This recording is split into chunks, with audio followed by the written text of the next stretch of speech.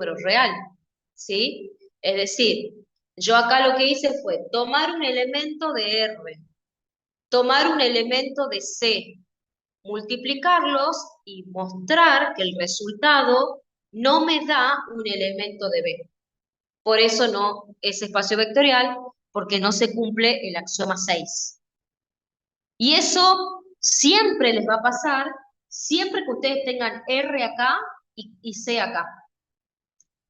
Y cuando digo R acá es R, lo que sea, o sea, R2, R3, R2 por 2, R4 por 8, lo que sea. Si acá tengo R, acá no puedo tener C, porque si tengo C, nunca se cumple el axioma 6. ¿Sí? Entonces, dice, efectivamente, el producto por escalar no es ley de composición externa, pues, bueno, y ahí hacen otro ejemplo, toma una matriz 2 por 3, toma lambda igual a i, y cuando lo multiplica, me queda una matriz que no pertenece a R2 por 3, porque tiene un número complejo ahí, ¿sí? Entonces, R2 por 3 con campo C no es un espacio vectorial. Y ahí aclaran lo que decíamos recién, en general, R, a lo que sea, acá, M por N, con campo C, no es espacio vectorial porque no se cumple nunca la ley de composición externa. ¿Queda claro lo que es un espacio vectorial? Sí. Sí, bien. Eh, perfecto. Dependiendo el nombre de, digamos, dependiendo el campo que yo esté trabajando, uno a veces dice, cuando uno trabaja, o por ahí tienen un ejercicio, o tienen algún enunciado que dice, sea B un espacio vectorial real, o sea B un espacio vectorial complejo, no se refiere a los elementos, sino que se refiere al campo, ¿sí? O sea, si es espacio vectorial real si el campo en el cual estoy trabajando son los números reales.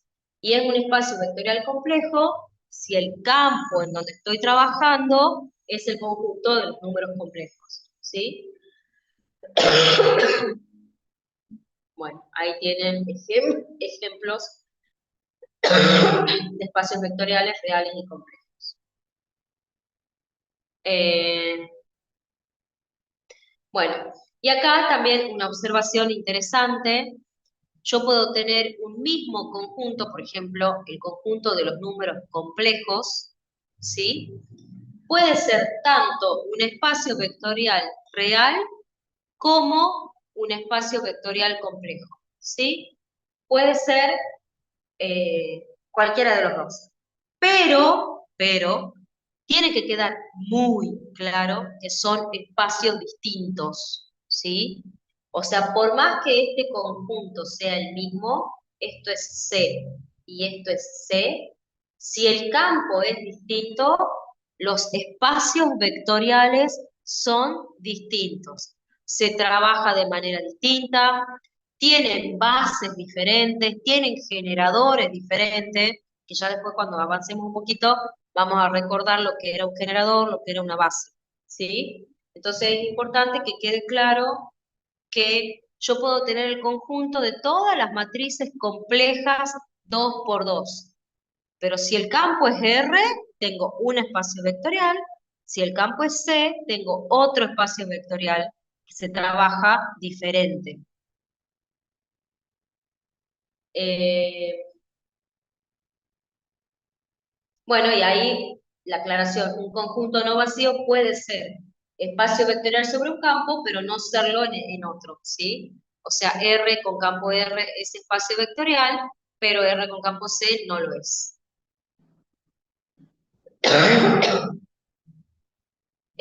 Bueno, como vimos, la noción de espacio vectorial está definida sobre cualquier campo. Trabajaremos principalmente con espacios vectoriales reales, aunque mencionaremos brevemente los espacios vectoriales complejos, ¿sí? O sea, es como que ahora, más que nada, lo claro esto para los chicos que tienen práctica, trabajan más con reales, rara vez dan ejercicios con números complejos, digamos. La verdad que no, en los últimos parciales no ha pasado. Bueno, ahí tienen una proposición. ¿Alguno de ustedes, a ver, antes de seguir, alguno de ustedes se llegó por la facultad los que rinden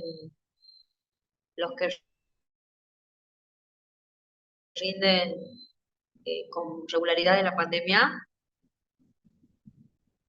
¿No? Tienen que preguntar, chicos, con qué teoría tienen que rendir ustedes, no se olviden de eso, porque yo me estoy basando acá usando la teoría del año pasado, ¿sí? Que no es la misma que la teoría que dieron en el 2020, ¿sí? O sea, han sacado varias cosas, han sacado varias demostraciones, así que no se queden en los laureles, vayan y pregunten en la cátedra para ver si se pueden guiar de la última teoría bueno, o es necesario que estudien las demostraciones que ahora ya no van, digamos. Eso pregúntenlo porque yo me estoy guiando de esta teoría que hay varias demostraciones. Por ejemplo, esta demostración que está acá, de esta proposición, en la teoría del 2020 está demostrado, que ahora dice el siguiente resultado se acepta sin demostración, ¿sí?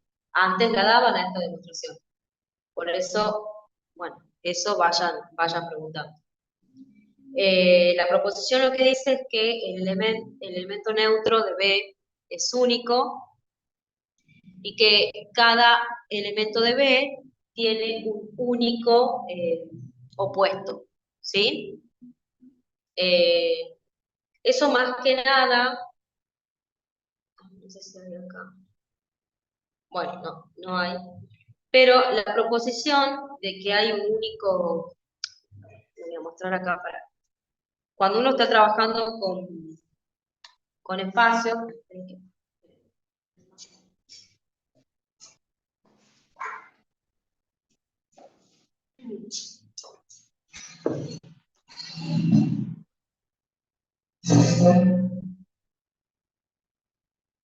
por ejemplo, que yo tenga B más 2W menos U es igual a B, ¿sí? Yo tengo esa igualdad en donde B, U, W y U son elementos de un espacio vectorial. B más K por un espacio vectorial, ¿sí? Si yo tengo que a B le sumo 2W menos U y me da B, yo acá puedo usar esa proposición que me dice que el neutro es único. ¿Qué quiere decir que el neutro es único? Que existe solamente un vector que sumado a otro vector me da como resultado el otro vector, ¿sí? Es decir, lo que quiere decir acá es que si yo a B le sumé esto y me da como resultado B, esto debe ser tita y no le queda otra opción. Porque que tita sea único quiere decir, existe un único vector que sumado a B me da como resultado B. Y ese vector es tita, es el neutro. Entonces, para este tipo de ejercicio se lo usa a esa proposición. Si B más esto me da B, esto debe ser tita, ¿sí? Al igual que la unicidad del opuesto. Si yo tengo que B más 2W menos U me da tita, ¿sí? B más 2W menos U me da tita. Entonces, necesariamente esto debe ser menos B. Sí o sí, debe ser el opuesto de B. No le queda otra porque la proposición me dice todo vector tiene un único opuesto, ¿sí? ¿Qué quiere decir que un único opuesto? Que hay un único vector que sumado con el B me da como resultado tita. Entonces, si yo a B le sumo esto y me da tita, esto debe ser el opuesto por unicidad del opuesto. Por unicidad del opuesto. Para eso se usa esa proposición, para justificar este tipo de cosas. Y esto es por unicidad del neutro.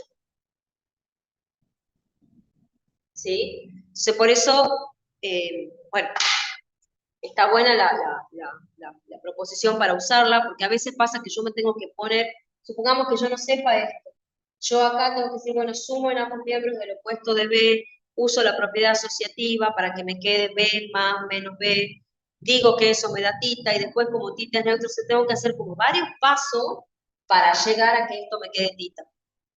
En cambio, con la proposición esa lo digo de una sola vez, por unicidad del neutro, esto debe ser tita y ya está, digamos. Entonces es más rápido para justificar.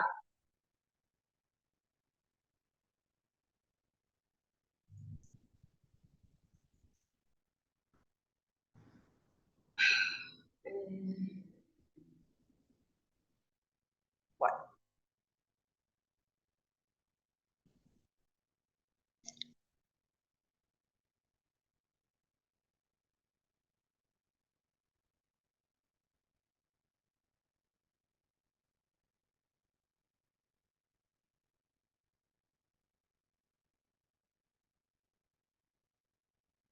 ahí se me traba el zoom, no sé cómo. Ahí está. Bueno, la diferencia de vectores se define igual que la diferencia de matrices, ¿sí? O sea, si yo a un vector le quiero restar otro, quiere decir que al primero le tengo que sumar el opuesto del segundo, ¿sí? O sea, tengo un espacio vectorial, la diferencia de U y B en ese orden se define como U más el opuesto de B, ¿sí? Así se hace una resta. Bueno, aquí tienen otros teoremas que para la práctica son muy útiles. Si yo tengo una igualdad de vectores de un espacio vectorial, puedo sumar en ambos miembros, que es la propiedad uniforme, puedo sumar en ambos miembros el mismo vector y sigue valiendo la igualdad, ¿sí? Y la propiedad cancelativa, si tengo una igualdad de dos sumas y tengo el mismo sumando en ambos lados, lo puedo cancelar y los otros vectores, los otros sumandos quedarían iguales, ¿sí? O sea, propiedad uniforme y propiedad cancelativa, que son muy útiles para la práctica. Después vienen las consecuencias de la definición, ¿sí? Que también acá, ahora, el año pasado, se aceptan sin demostración, ¿sí? Pero en años anteriores las demostraciones de esto están hechas todas, ¿sí? Que son, acá están, nueve consecuencias de la definición, ¿sí? Fíjense que acá dice, las siguientes consecuencias de la definición espacio vectorial se aceptan sin demostración y son afirmaciones inmediatas de dicha definición. Así que los chicos que tengan, creo que todas las clases me van a escuchar decir lo mismo. Los chicos que tengan la regularidad 2020, consulten, ¿sí? Igual las consecuencias no son difíciles de probar, pero bueno, son muchas, así que si pueden zafar de estudiarlas, bienvenido sea. La consecuencia 1 me dice que para todo vector del espacio, si yo lo multiplico por el número 0, o sea, 0 por b, me da como resultado el nulo. Para todo lambda en K, si yo multiplico lambda por el vector nulo, me da como resultado el vector nulo. O sea, lambda por tita es tita. ¿Sí? Y acá, la 3 me dice, si yo estoy multiplicando un número por un vector y esa multiplicación me da tita, entonces hay dos opciones. O el número es 0 o el vector es tita. ¿Sí?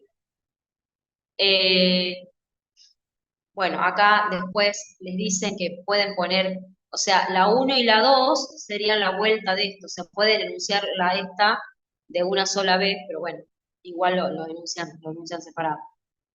Eh, Después tiene la 4, que me dice que si yo multiplico lambda por el opuesto de b, me da el mismo resultado que multiplicar el opuesto de lambda por b, y me da el mismo resultado que perdón, el mismo resultado que el opuesto de lambda por b.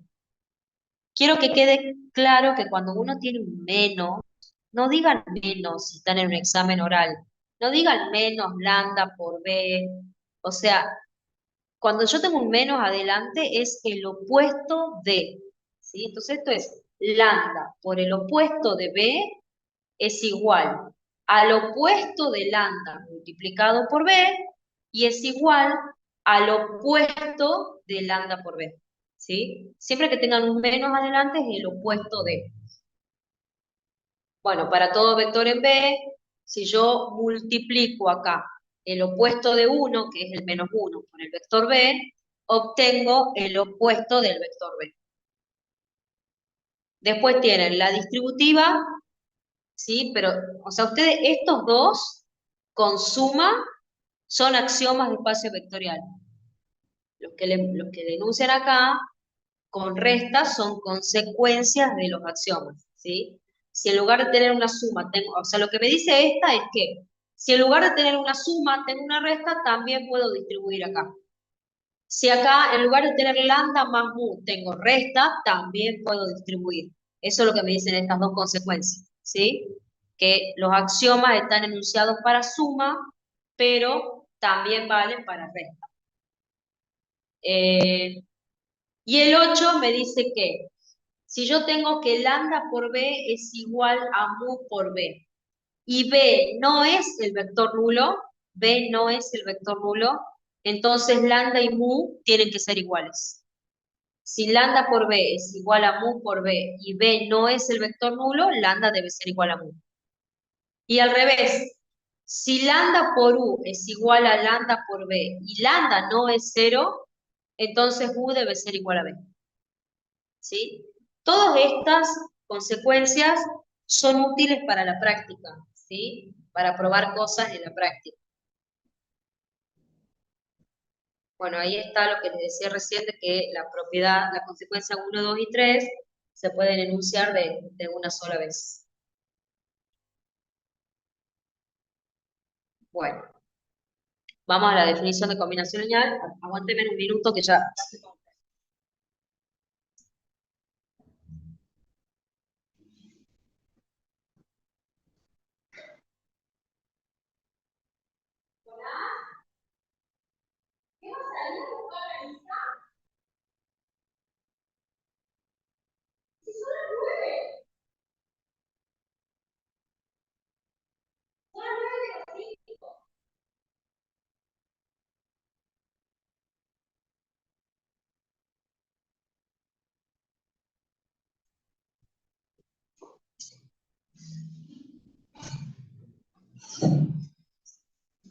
Bueno, acá voy.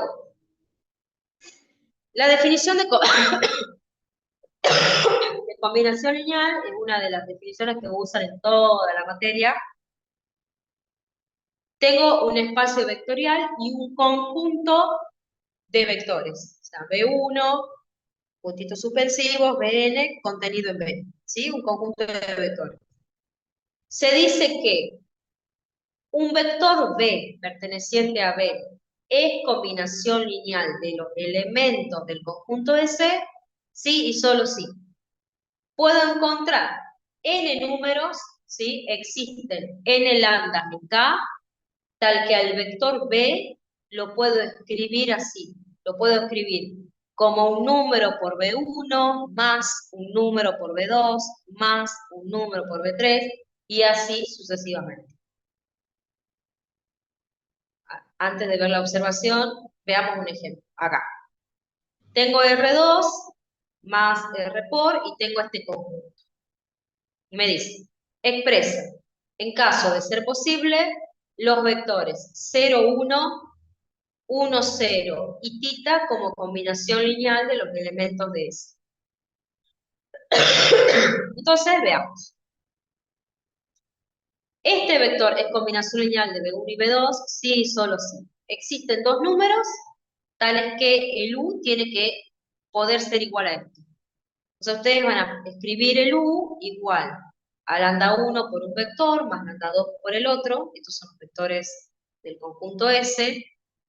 Hacen esa suma, igualdad de vectores, y esta igualdad de vectores me termina quedando un sistema de ecuaciones, ¿sí? Entonces ustedes tienen que agarrar el sistema de ecuaciones y resolverlo. Ahora, para que el vector sea combinación lineal, a mí la definición me dice que deben existir los lambdas, ¿sí? No importa si esos lambdas son únicos o si esos lambdas son un montón. A mí la definición me pide que existan, ¿sí? Entonces, si este sistema es compatible, quiere decir que el vector U ya va a ser combinación lineal de los elementos de ese. No me importa qué tipo de compatible, o sea, no me importa si es compatible determinado o compatible indeterminado. El hecho de que sea compatible ya quiere decir que va a ser combinación lineal. Entonces ahí, lo que hace acá, fíjense que acá plantea el sistema y lo deja, no lo resuelve. Hace lo mismo con el vector B. Plantea el sistema y tengo esta matriz del sistema, ¿sí? Ahora, las matrices del sistema, o sea, esta matriz, esta, es exactamente igual a esta. O sea, cambia a qué está igualado, cambia la matriz de los términos independientes, ¿sí? O sea, acá dice eso. Observemos que las matrices de los sistemas 1 y 2 son iguales, pero las matrices de los términos independientes son diferentes. Entonces, podemos resolver simultáneamente los sistemas para evitar realizar dos veces las mismas operaciones elementales de fila. Para ello, trabajamos con la matriz ampliada, colocando las dos columnas de los términos independientes así. O sea, ponen las dos matrices ampliadas juntas. O sea, la matriz del sistema con B y con C. Entonces, cuando reduzca por fila, cuando yo acá llegue al escalón, ¿sí? Acá, esta primera matriz, esto va a ser la solución del primer sistema. Y esta parte, esta matriz, con esta va a ser la solución del segundo sistema, ¿sí? Por eso acá dice, para el sistema 1, el rango de A es igual al rango de la ampliada, es igual a 2. Por el teorema de Roger-Frobenius, el sistema es compatible determinado, y para el sistema 1 encuentro este lambda, colorcito, encuentro este que es lambda 1 y este que es lambda 2. Eso para el sistema 1. Pero para el sistema 2, este es lambda 1 y este es lambda 2, ¿sí? Ya me quedan distintos los lambda porque obviamente tengo otra ampliada.